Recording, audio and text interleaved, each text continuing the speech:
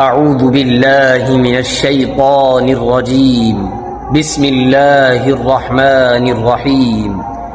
ياسين والقرآن الحكيم إنك لمن المرسلين على صراط مستقيم تنزيل العزيز الرحيم لتنذر قوما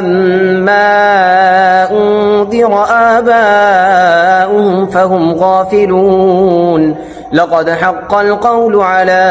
أكثرهم فهم لا يؤمنون إنا جعلنا في أعناقهم أغلالا فهي إلى الأذقان فهم مقمحون وجعلنا من بين أيديهم سدا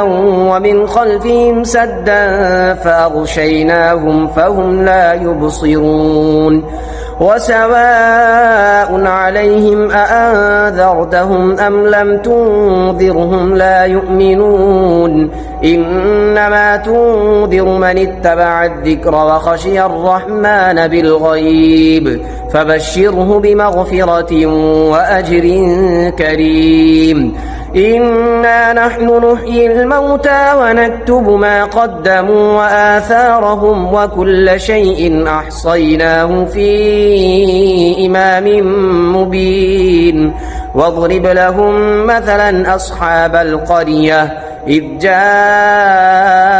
المرسلون إذ أرسلنا إليهم اثنين فكذبوهما فعززنا بثالث فقالوا إنا إليكم مرسلون قالوا ما أنتم إلا بشر مثلنا وما أنزل الرحمن من شيء إن أنتم إلا تكذبون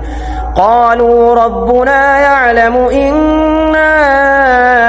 إليكم لمرسلون وما علينا إلا البلاغ المبين قالوا إنا تطيرنا بكم لئن لم تنتهوا لنرجمنكم وليمسنكم منا عذاب أليم قالوا طائركم معكم إن ذكرتم بل أنتم قوم مسرفون وجاء من أقصى المدينة رجل يسعى قال يا قوم اتبعوا المرسلين اتبعوا من لا يسألكم أجرا وهم مهتدون.